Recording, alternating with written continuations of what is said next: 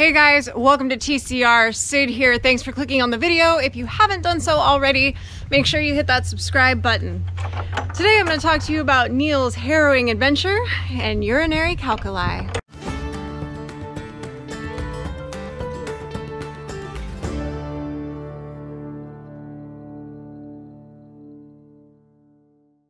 So Neil came down with some symptoms the other morning. His underbelly looked wet and he was dripping urine and not acting right. He didn't want to eat breakfast.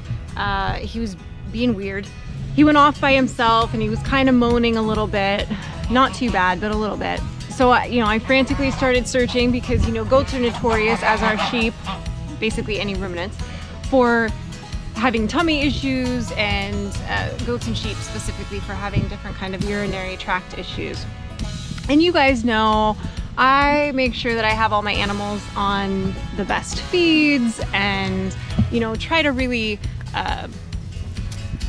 make sure that they have a good, proper diet. Neil came down with what's called urinary calculi. So it's like kidney stones essentially. And what happens is it blocks the path so that they can't relieve themselves of their urine.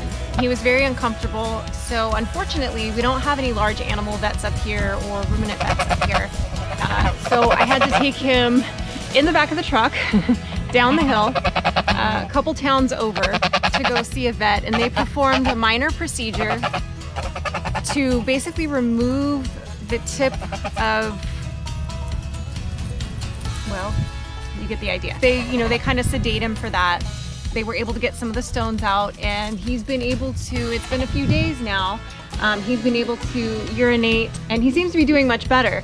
But a couple things that I learned in researching this, that when I had previously researched getting goats, never ran into and didn't hear that much about. One thing that you can do to help prevent urinary calculi, now this isn't the case in Neil because we did not castrate him, we never banded him, because he is supposed to breed with Caroline. One of the things you can do to prevent your male goats from getting that is to not band them too young. They need to have time to have their urethra fully develop. It's more common in pygmy goats. However, Neil was sort of a runt. He almost didn't make it when he was born, and the vet thinks that has something to do with it. I've never given him alfalfa. Alfalfa can definitely give male goats in particular. Female goats can get urinary calcitus, but it's not as common. They're able to pass it. So you don't have the issues that you sometimes get with the male goats having a blockage that can kill them. For Neil, I think it had to do with his size and not so much his diet. But to help keep him and prevent him from getting it in the future, I'm adding some apple cider vinegar to his water, which will help make his urine more acidic, which will help keep the stones from forming and hopefully help break any up that he has. I've also been giving him ammonium chloride, which you give them about 1% of their total feed.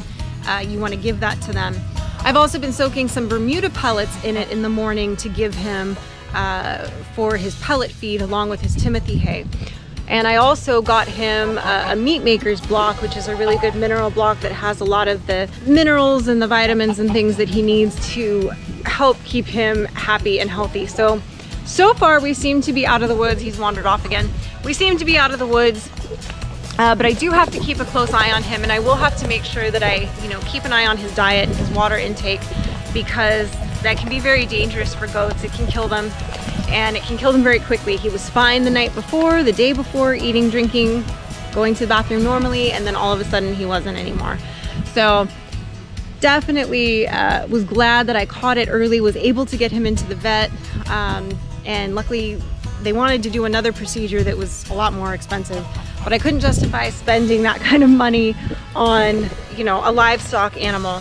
For now, he's, doing well, he's eating, he's drinking, he's not having any problems passing urine, but definitely things to keep in mind. Don't castrate them too young. Let them mature a little bit so that they don't run into this problem if they're going to be a breeder. If you're using them for meat, you're probably going to be butchering them before that's going to be an issue.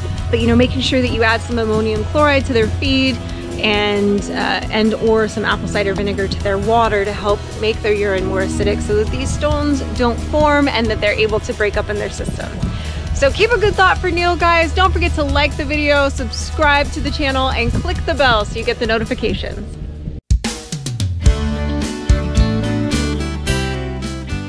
It's like kidney stones. Really, guys? My geese.